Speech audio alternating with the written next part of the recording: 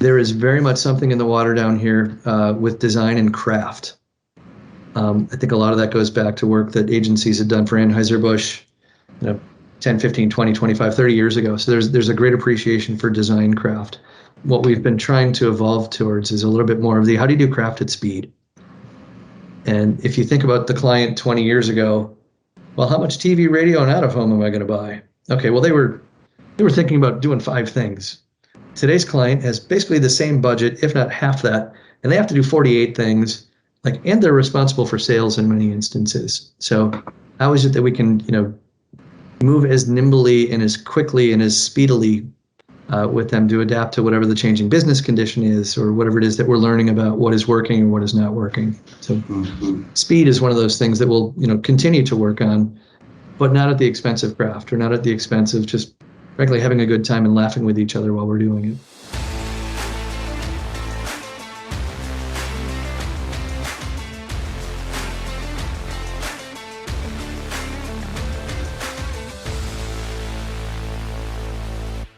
Welcome to Over A Pint, where we focus on the fast-paced, never-changing world of marketing, told through the eyes of industry veterans with decades of in-the-trenches experience. No theory here. This is real-world, practical experience told to you by those that have been there, and that does include our guests. So grab a pint of your favorite local brewski or whatever your choice of drink may be, and join us for the show. Today, as always, I'm joined by my co-host, Pat McGovern, New Biz Director at Acedia, an award-winning digital shop here in Milwaukee. And I am Kurt Lingle, Vice President at Celtic, a full-service, award-winning ad agency headquartered in Milwaukee's historic Third Ward neighborhood.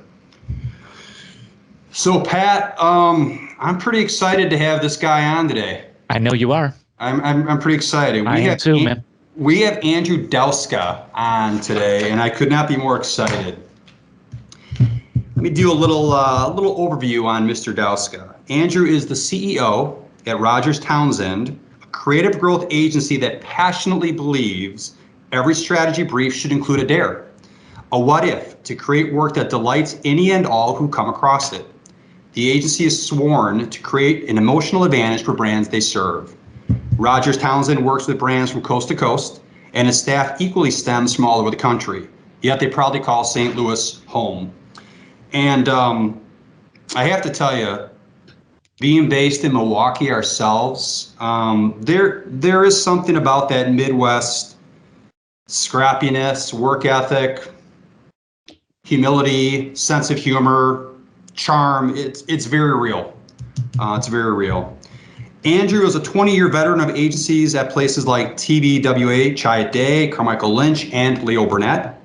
Some of the brands that he has touched and made a positive impact over the years include AT&T, State Farm, Smoothie King, Nissan, Citgo, Rubbermaid, Subaru, Porsche, Delta, and General Motors, which is how I met Andrew as we both worked on the GM account together in Chicago. And I will say this with all sincerity, and it's been a number of years, Andrew, a good number of years since I've seen you, and obviously since we've worked together. But what always struck me when I think back about Andrew is that he had a fantastic sense of humor and a very witty way about him. So there's zero pressure on you today, by the way, Andrew. Zero pressure. So you gotta. I feel none having you heard that. Thank you.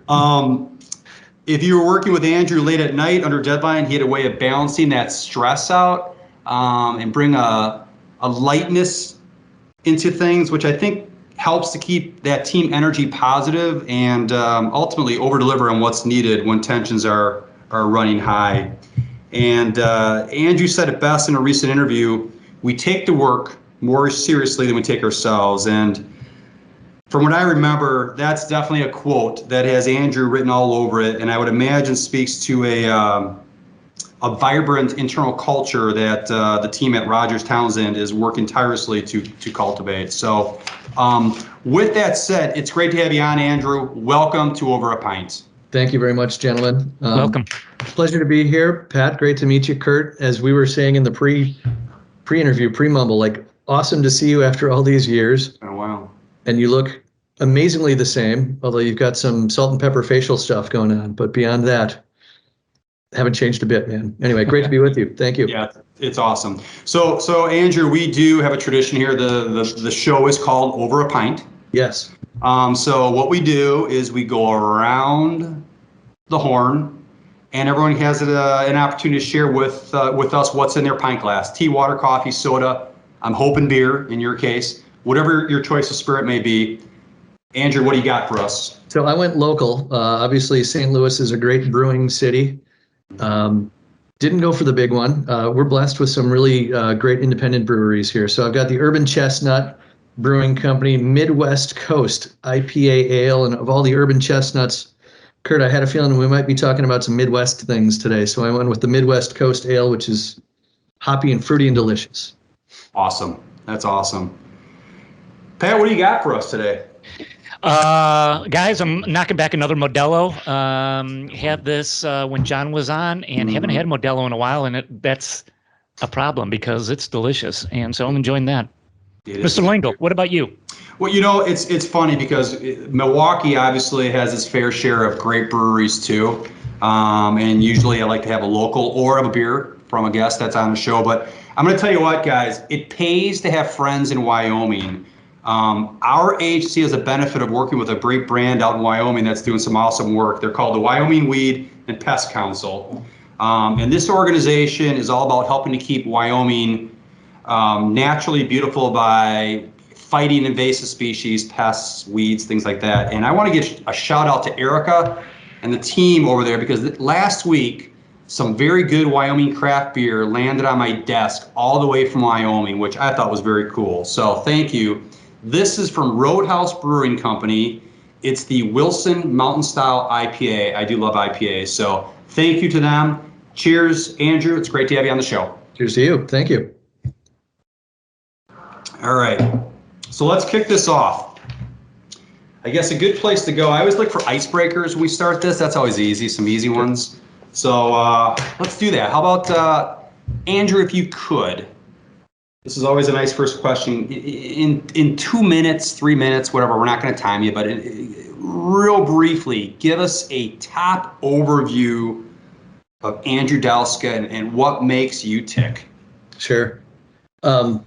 I guess I'll do the professional stuff first, and then I'll talk about the other what makes me tick things. So you had mentioned currently in St. Louis. I've been here for about 4.5 years at about a 60 person agency.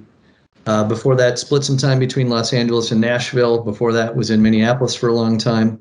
Kurt, you and I worked together in Chicago, and before that, I was in Minneapolis. So at the end of the day, I'm kind of a central time zone guy, I guess, in terms of where I've tended to live and tended to do business. And I do think, that definitely informs someone's worldview or someone's purview. In terms of worldview, that's where I've also said, get out of the central time zone as often as you can. And so I've got a wonderful wife it'll be 20 years this spring, 2 boys. And one of the things that we love doing is traveling as much as we can. And part of that has been not only to expose them, but to expose ourselves to different foods of the world, different sunsets to look at, different skies. And so as much as I know this, middle part of the country is home, I've always had kind of the wanderlust to get outside of it as often as possible, but then return.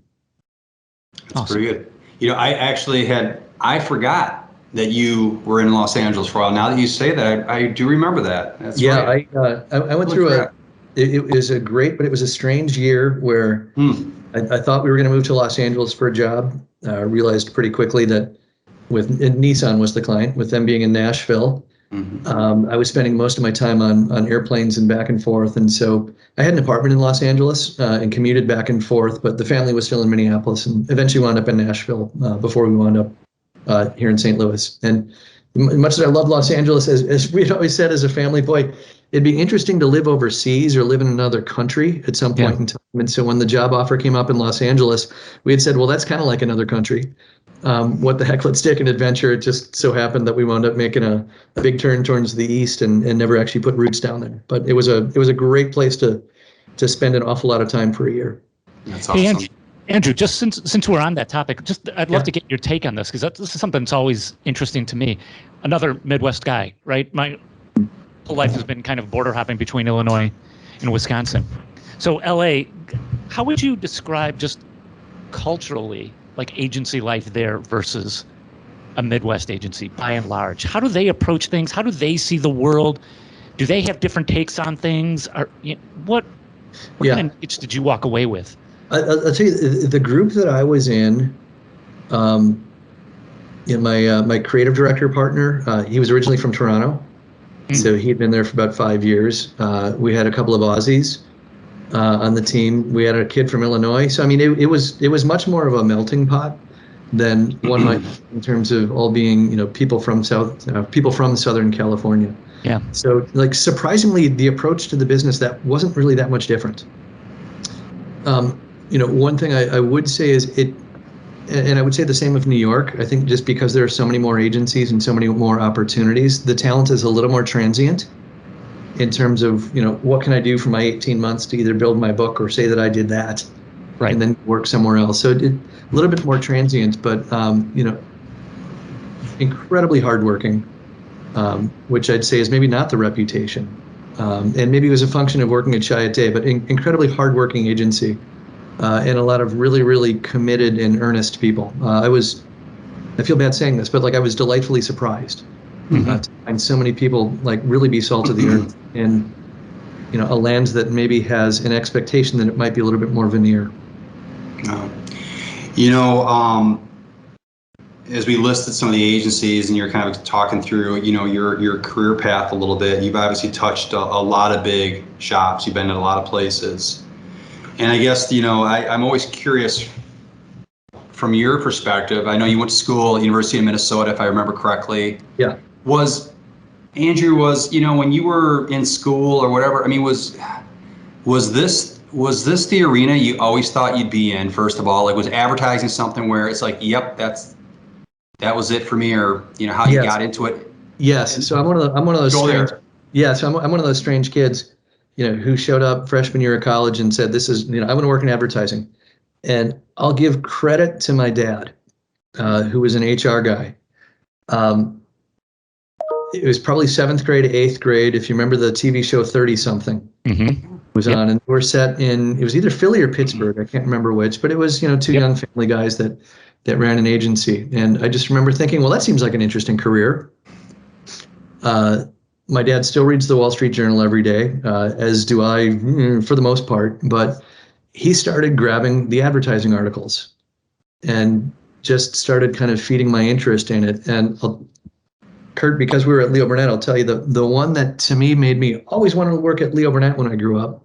I forget exactly what year, but the article was about when Rick Fisdale was named, I think it was either global CEO or global creative chief, can't remember which, but it was a long story, and the younger listeners, of course, this is before the internet existed. It was a long story about this storied agency and all of the brands that it had spawned. And growing up in Green Bay, we were in Chicago, once or twice a summer to go do things, but just really became enamored with that place as an agency. And so that was the solidification of yes, my career is going to be in advertising, and at some point I'd like to work at that gray building on Wacker Drive. The rest is history. Obviously spent a few years there, but I don't know if it was decisiveness or laziness that I just said, advertising seems like a cool idea. And I just picked that as the path and never really looked back. And to kind of couple that question then, so obviously that was the place that you wanted to always be. You wanted to get into advertising, and it is interesting. I kind of alluded to this in the meeting notes I shared with you earlier. Yeah. You are, you're not just an advertising guy, you're an ad agency. You've been an ad, that's been your bread and butter. As you've moved to different agencies and different opportunities have come up, I'm kind of curious, was the move always, Andrew, with a specific purpose in mind?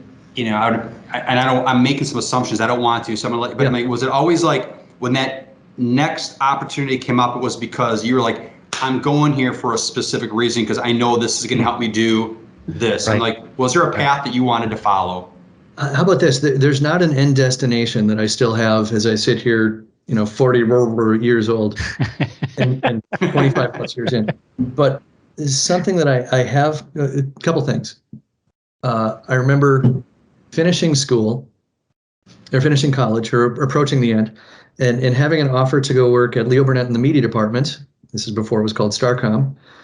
Or an account management job at Campbell Methune, which is the agency I was interning at when I was still wrapping up school. And I was really fighting with it in my head. And the woman who I'd interned for the summer before at Leo Burnett had just said, great decision to make. Think about your life. Are you a specialist or a generalist? What do you mean? She said, do you have any one single hobby that you are awesome at? She had played volleyball, I think, at Georgetown.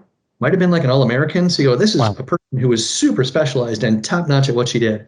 I said, no, Sarah, I'm kind of a jackass of all trades, master of none. I do a lot of things and I find a little interest in everything. And she said, you sound like account management. Like, okay, fine. So wound up taking that path. But the other bit of advice that she had given me, and she went on to go have a wonderful career at Coca-Cola and did a bunch of different things. She had kind of passed along, like, think of your career as a novel. Each chapter sets up the next one. And so there's some sort of arc. Now, again, I don't know, do I know what my arc or what my end destination is? Like, who's to say? But one thing that I also took and have really internalized, and I've encouraged everybody to do the same, is when you look at one role, don't do the same thing twice in a row. And that's where, even as I've looked at things, to go from an automotive opportunity to Best Buy retail to back to an automotive thing, from a gigantic agency to a small agency, I just want to learn. And I'm hoping to always keep learning different things by putting myself in different experiences, frankly, where I can also draw on the understanding and the knowledge of all of those people around me who might have a different purview based on either what the client is or what the business is. So, I mean, to wrap it all back to the question, like, is it deliberate?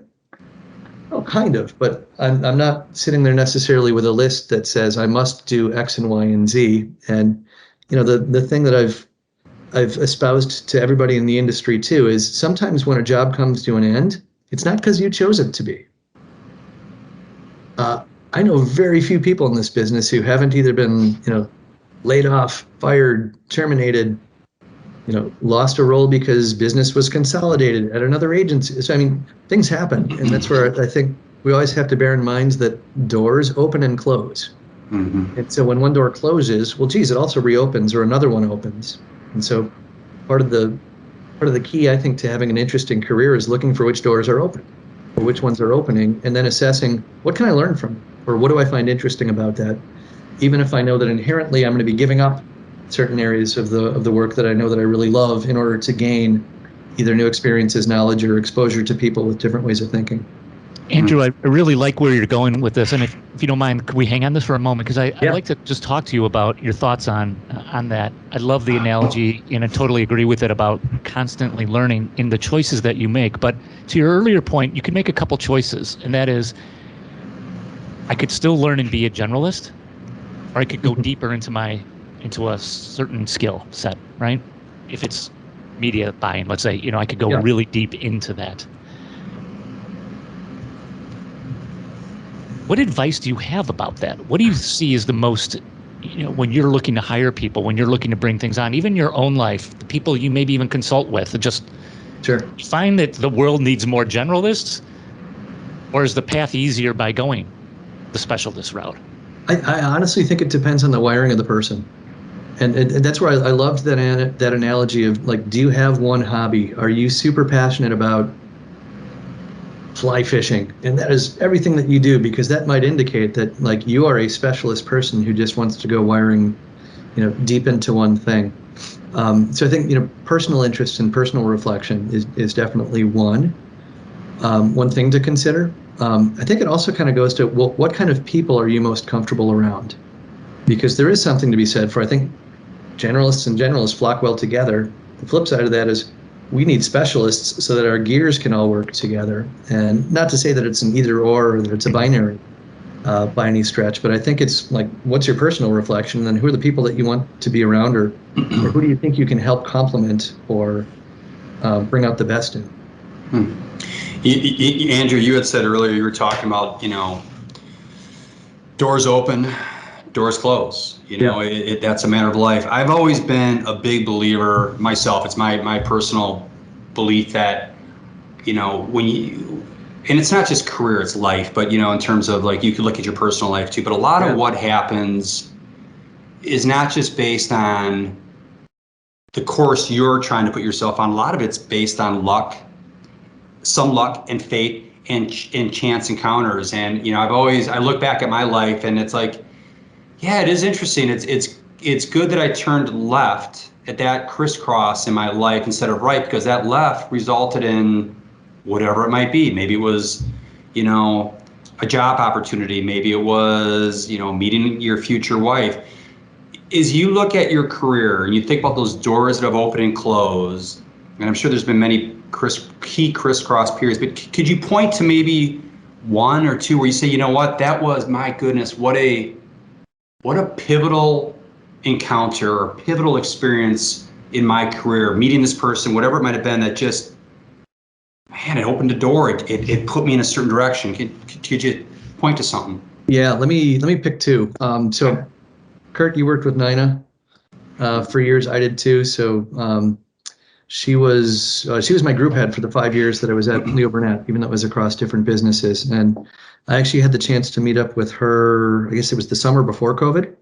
Happened to be down in Chicago, and we met up and had drinks, and, you know, it was wonderful. And I would say she is one of those people that helped me understand in so many ways, not only myself, but like what it means to be a servant leader and an empathetic manager, which are two things that are really important to me. And so I would point to her as being like an important person in my life career-wise, but also kind of helped shape me as an individual.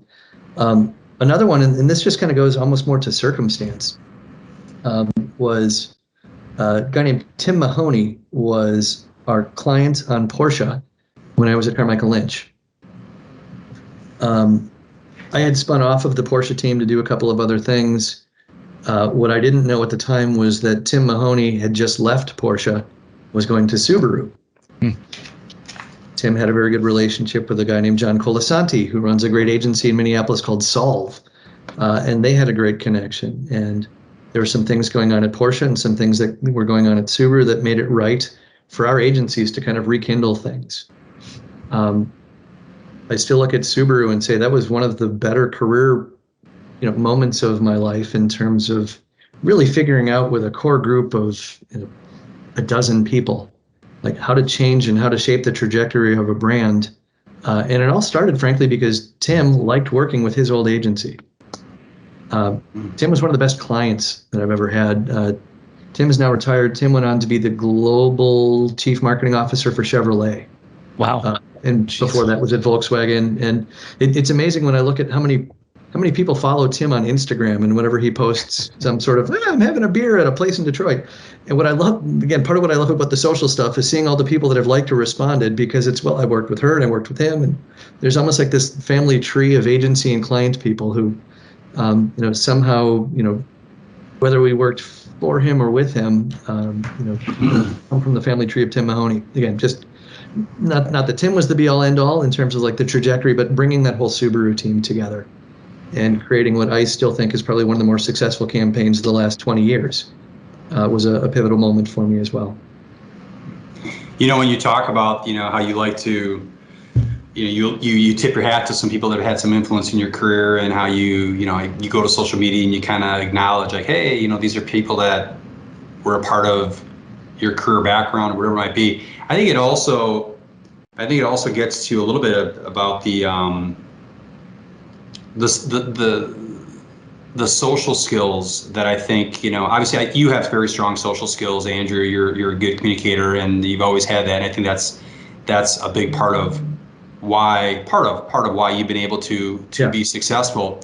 But I think it's huge, and to see that, and obviously, you know, you need to put out the great work when your agency or whomever is working with a client. But part of it too is the social game, and making sure that, you know, there's that level of respect, that level of that I like being with Andrew, I like being with Pat, because if I don't like being with the two of you, I don't care how talented you are to some degree, I don't want to be around you, I don't want to work with you. Yeah. Is that something that obviously that's been a part of your DNA? Is that something that you really you've tried to preach to your teams, your agency, when you are looking for people to get on the bus? Yeah, I think it was pretty apparent to me, even in my first role, that I'm going to spend more time with my colleagues than I will my eventual family. Fair, fair or not, or at least 5 days a week.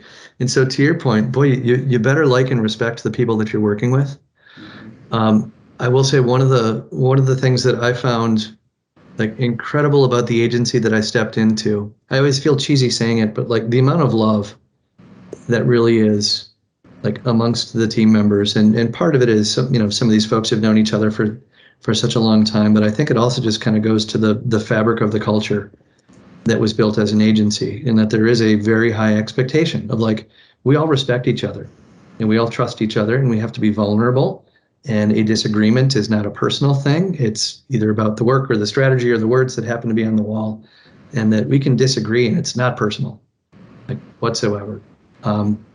There's a DDBism, talented but nice.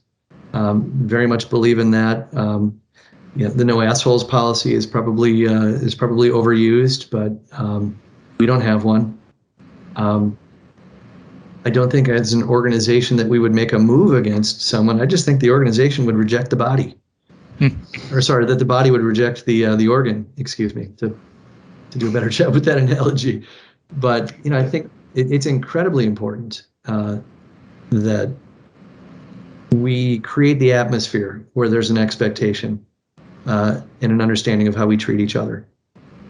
And it's just tantamount, especially when people are being in a vulnerable position of bringing forth an idea for judgment by a room full of peers who, now may be actually on video screens instead of person to person being able to share a laugh together. Right on. Andrew, I want to get into a little bit of your work, and you've got so much. There's so many places to go, but I'd like to just I want to talk to you a little bit about just networking. Like, you're a guy now who's been in the space a long time, and you know the power of a network. You just talked about Tim and all the people that you see you've connected with. In a leadership role that you're now in, how do you just approach maintaining and keeping up your network and and building it?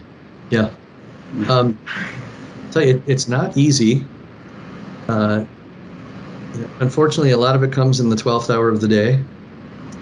I will also give a credit to women as the smarter and perhaps more evolved gender in terms of being able to just more naturally maintain relationships with one another. We're a bunch of cavemen and we do what we do, and then we watch. It's a shame that Kurt and I haven't done this. Up until now. I'm waiting, hey, Pat. I'm waiting for if there's ever baseball again. I'm waiting for Cardinal tickets. It's not that far to go down to St. Louis from Milwaukee, but that's up to Andrew if he wants to have me. We've got great seats. Yeah, come on down. For better and or worse, I think a lot of us kind of rely on like the emotional bank in terms of I worked so closely with that person, and even if I haven't spoken with them in 2, 3, 4 years, sure, I'm going to see what they're up to on social media. But when a call gets made, like, yeah, there for them. I won't say too much, but I in the past 2 weeks was able to be a reference for someone who was seeking a new role. And he and I, we've flipped notes and exchanged things, but hadn't really talked in probably 2 or 3 years. But he needed something, and I felt as strongly as I did about him. And it's like, yes, sign me up for that, because I will say, all of the amazing things about this individual. And not because I assume that there's a favor coming later on the back end. It's just because there's something amazingly rewarding about saying great truths about great people that you've been able to experience work with. What I love about how you describe that is it's very organic. And I know when you have a conversation with people and you're talking about networking, some people hate the word. Whether it's if you're talking to coworkers, colleagues, or just people in general, networking. When it becomes a part of your DNA and it just becomes a part of your everyday, and this is just kind of what I do, you don't think of it as organic. And yes, there are going to be the payoffs, because when you're doing it, you are going to meet new people that could turn into a future employer or client. But Andrew, just like you said, it's like, you're there to help people. And I'll tell you, it's I've seen it before when people when they need something, that's when they jump into the network. I need something. Yeah. And that's why a network's there. But if you've been practicing that for a while, boy, it becomes a lot easier just to make that call when you really do need help versus it's so forced. Yeah, well, there is that adage of like build the network when you don't need it. Mm-hmm. Because when you need it, it might be too late. You know, as you transition now, as we kind of transition to your leadership position, I guess the one thing I want to ask is, so as you go from, you know, your career path, as you've worked on these great brands, and now you're continuously moving into leadership positions to where you are now. Mm-hmm.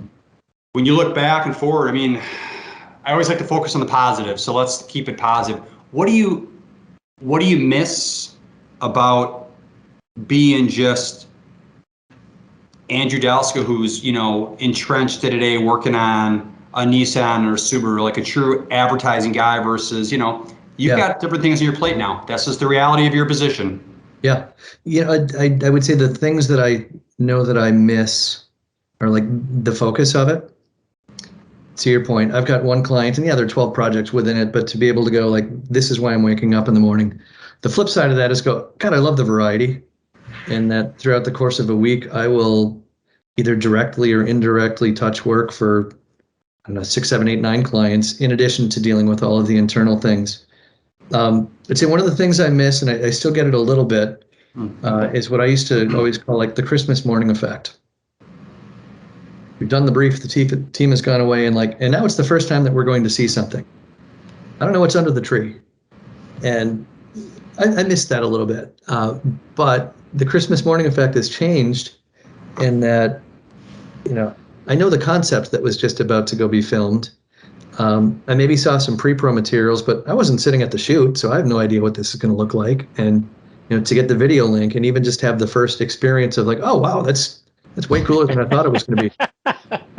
Like, again, there's reward in that. I will say one of the things that I know that I miss, I always loved going on production. And it wasn't just because it was, you know, go to California for a few days, but there was always something, I don't want to say that went wrong, but that posed a challenge. And there was that exciting thing of like, oh crap, how are we going to figure this out? Whether it was, you know, the weather changed, or there was a brownout in Los Angeles, or the location that we had secured, the department, or the Bureau of Land Management came and shut us down because they claimed that they owned the land underneath the road that we were filming a GM commercial for, and just all the like, oh crap, what do we do now, sort of thing. So there was always a bit of that fun adventure in going on production. What I will say, you know, that I love about being, again, in more of a generalist role, like, is that variety of, I mean, every day is now literally different. And every day both has its, you know, box of joy that opens and the little fireball that shows up in terms of, okay, a client is happy, a client is not happy, a new brief has come in, there's an opportunity to pitch something.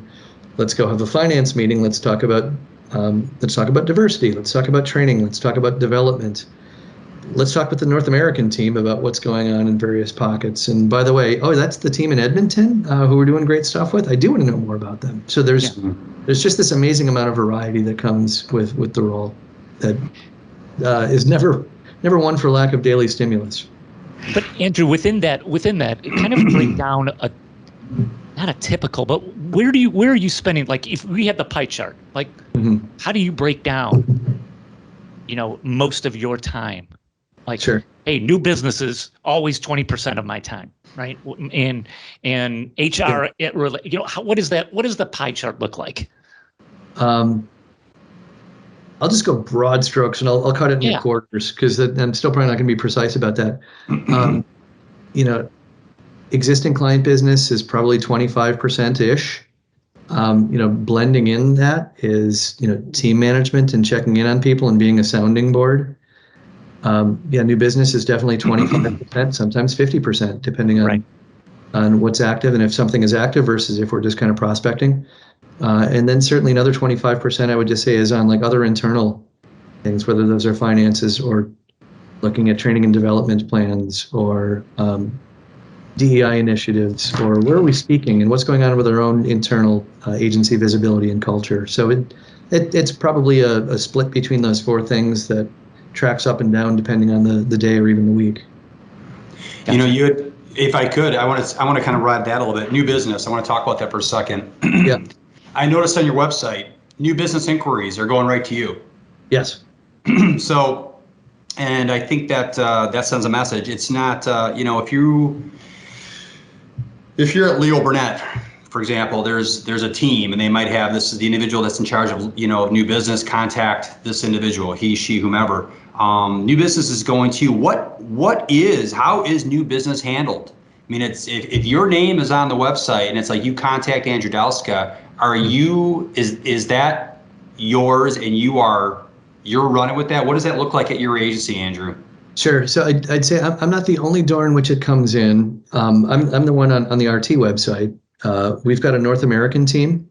Okay. And what they do a really great job at is if and when either a consultant or an agency contacts DDB, they say, hey, here's what we're looking for, and here are the categories in terms of experience that are important to us, or if there's a geographic concern.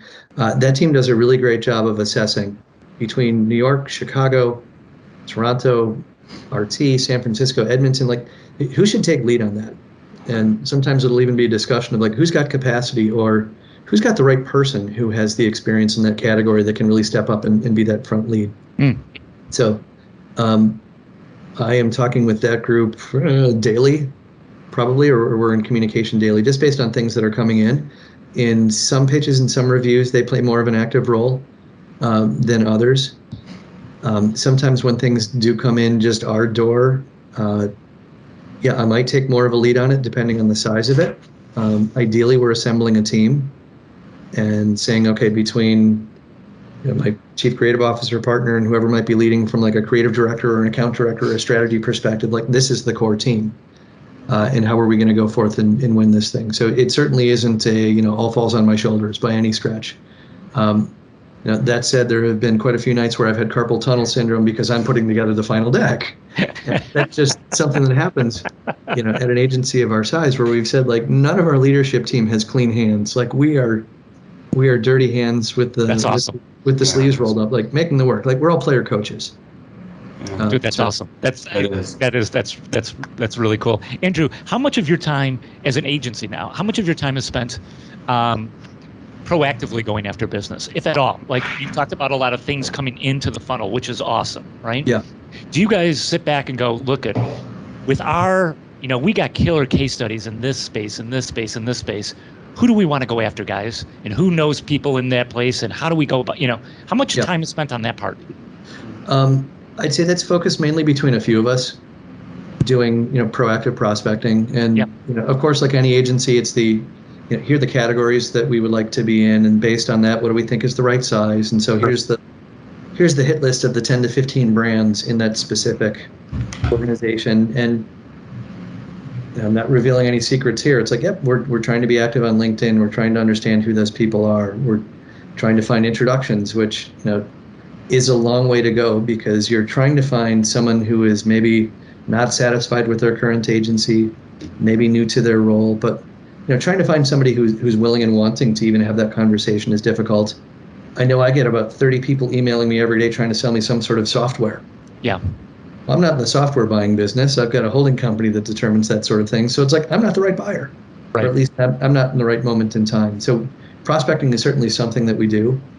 And something that I would love to see us like do more often, but as I often say, like a lot of times it's in the 12th hour of the day. Yeah. After we've taken care of the other things that might be more timely, even if not more important. Yep. I think this does kind of impact new business, but it's a transition into culture. And we talked earlier before we hit record, and it's certainly on our mind all the time at our agency. How can we improve, get better? I look at your agency and based on just what I've read, things I could find out there, articles outside of, things that you're writing on your own materials.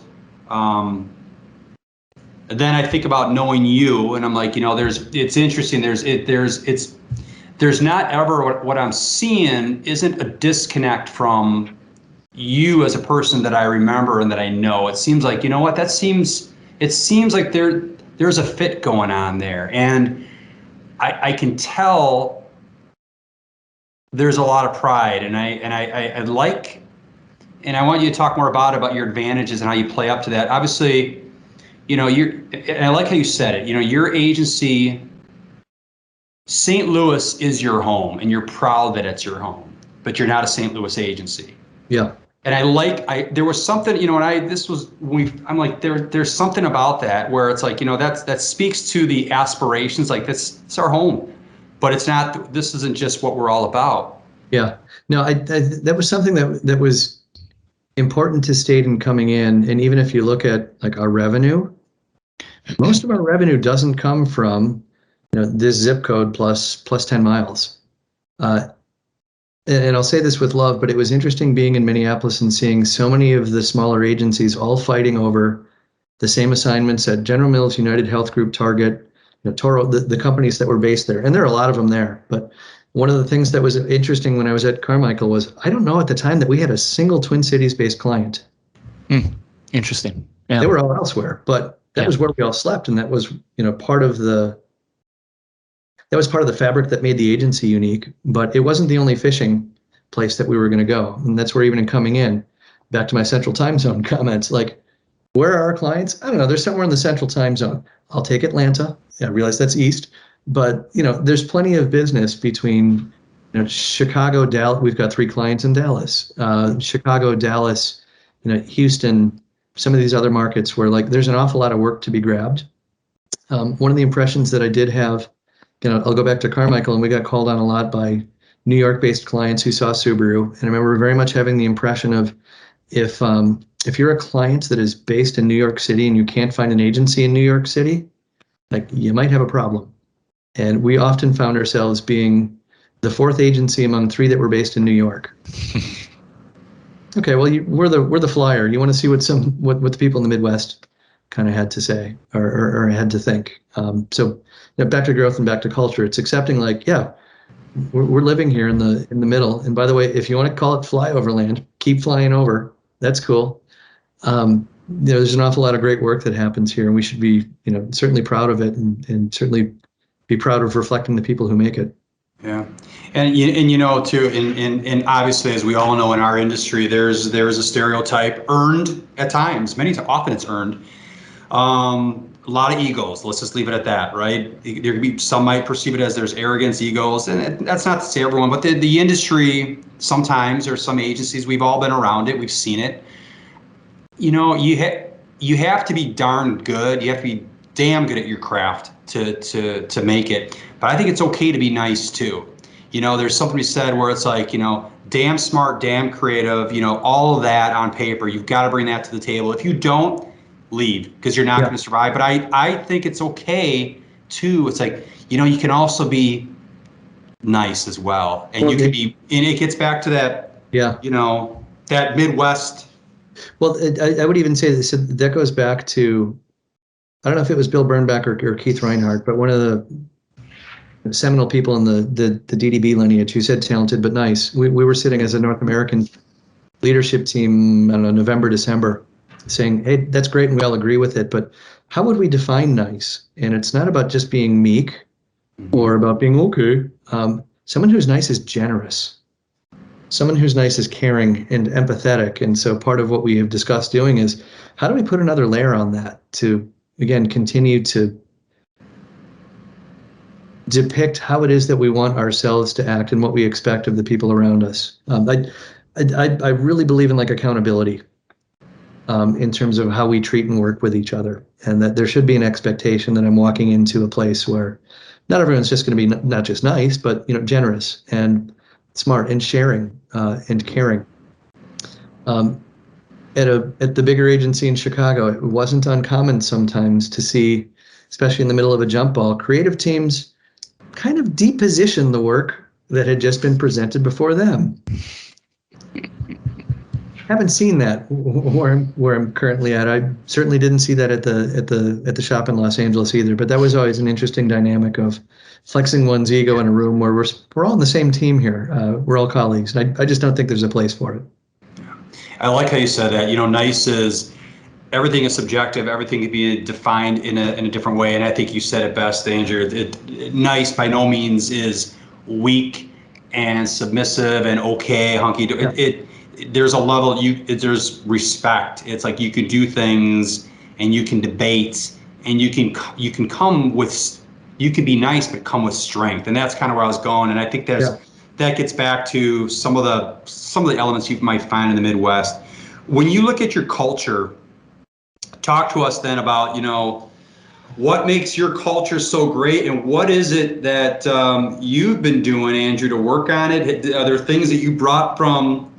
I mean, you weren't there from the beginning, so what are the things that you brought along from your experiences as to where you were at? Like, I like this. I want this to be part of our culture. Talk about it. Yeah, I would say sense of humor definitely goes all the way back to Tim and Tom, who are our founders. They're not just smart, but like very witty and very funny.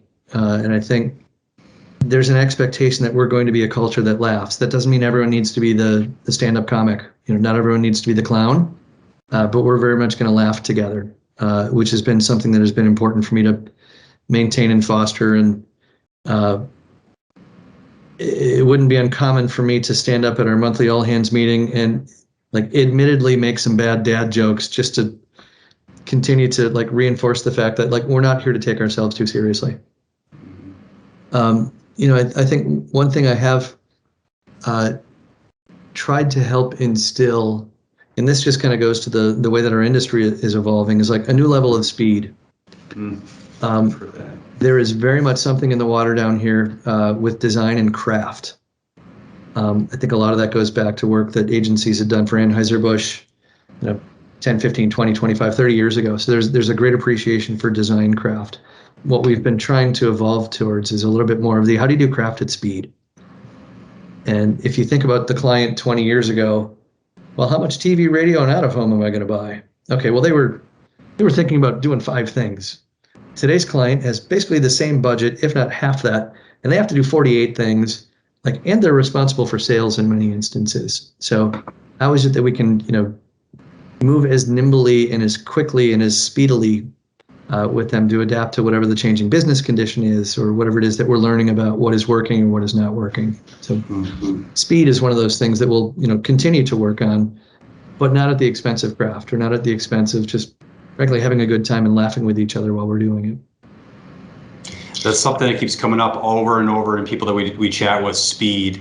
Yeah. Obviously, speed and abundance of creativity. Gone are the days where you can ideate for months and months and months and wait for the perfect plan. Yeah. It'll never happen, and you'll never have the ship leave port. At some point, clients have expectations. They've got accountability themselves. You've got to move. We got to move. Well, that's where in most fronts, I'd rather be 85% right and out there than 92% right 6 months later. Can always move quickly, and we can always adapt.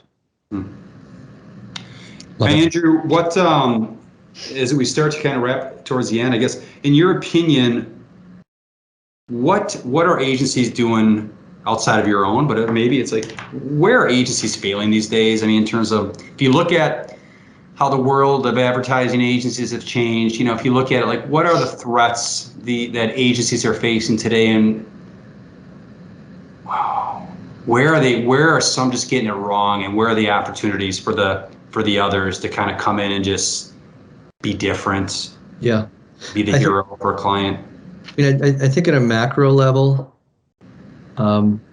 many client companies have gotten smarter about what it is that they need. I think what they've realized and accepted is that, especially makers, there are so many more.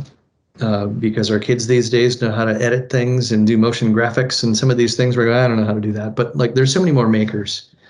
I think as we've seen more and more companies become reliant on either direct-to-consumer sales or working within an Amazon or a Target ecosystem, that's naturally where they've said, well, I want to pull in the search work because I want to own my own data and my customer data. And so I think certain client companies, not just in-housing for the sake of it, but for smart business reasons, have taken things on.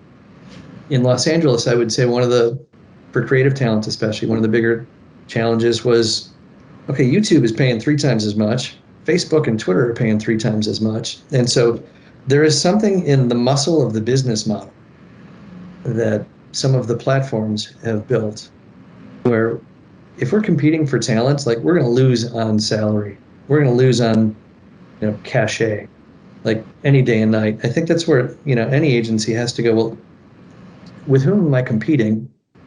Whether it's a client, whether it's a platform, and what is it that we can deliver that they can't? And it's probably different for every agency, but I know that's one thing that we talk about when we go to pitch something is presumably we're up against other agencies. We're not sitting at the size and scale, and I know this is more of a thing with some of the broader agencies where they're competing against Accenture, and a consultancy and IBM, or some of these larger pitches where companies are looking at different kind of agencies, different kind of companies, to solve their problem. But if we're going against different agencies, one of our things is always like, how do we win? And who do we think might be in this, not by name, but what kind of company? And therefore, what is it that we're going to do differently? And do that based on our strength. And that's where I know design is one of those things that we will bring to the party. For an agency of our size to have a media offering is unique and distinct, and something that we're looking to continually build, because we're finding a lot of clients saying, I don't have enough money to get the attention of one of the holding company, media buying companies, and I don't want somebody who doesn't have the resources. So some of the independents that are media only, I don't want to gravitate towards. So that's one of those cases where I know like we can offer something different. So I would say for any agency, it's like, what do you actually do well? And what do you sell well? And then I think the irony is, much as we do great work for our brands, advertising agencies in general, we're probably our own worst clients in many senses in terms of how we position ourselves and bring ourselves to market. Because the cobbler's children have no shoes, right? But I think that's one thing that I would love to almost see any agency try to do a better job of. I guess my final question is, you had a very successful and a very diverse career. How you started off as on the account side and now into your leadership position. If you could give a point to one example, whether it was a campaign you worked on, maybe it was something you did unique as the leader at Rodgers Townsend, what's something you did that's like, damn it, that was really cool. It was cool to be a part of this, and for whatever reason, it doesn't really matter whether it was just something unique or it was results driven, but it was something you're so flippin' proud of, like, wow, that was just awesome. I've got a bunch, and I'm not gonna belabor, but I know one of the things that I was incredibly proud of our agency of was making 2020 a positive growth year.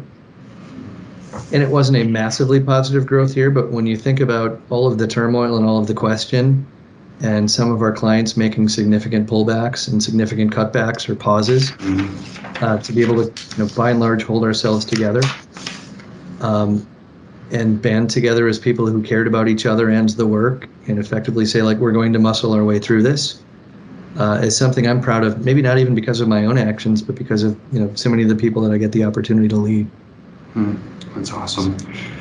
Andrew, as we wrap up here, then, as we always do with our guests, the floor is yours. Final words, anything that you want to say, plug, anything we didn't ask you that you said, geez, I came prepared. I wanted to answer that question, but final words are yours. Yeah. One of the things I absolutely love doing is talking to college classes. And it's okay, let's talk about the real world and maybe here's a campaign or something, but the discussion almost always turns to like career advice, or how do I get started, or what should I be looking for? And in addition to the, don't do the same thing twice, the other thing that I always espouse, because I've been lucky to be a part of them, is to find opportunities for either brands or companies or agencies going through what I would call an interesting time. To work on General Motors as Oldsmobile was being phased out of business. You lived through this too. Holy crap, interesting time. Go sell cars for a brand that has just been announced is going to be phased out over the next 5 years? Okay, that required some different thinking. I had the opportunity to work with Delta Airlines, I think it was maybe 6 months after 9/11, where the charge was just get people flying again. Subaru started amidst the Great Recession.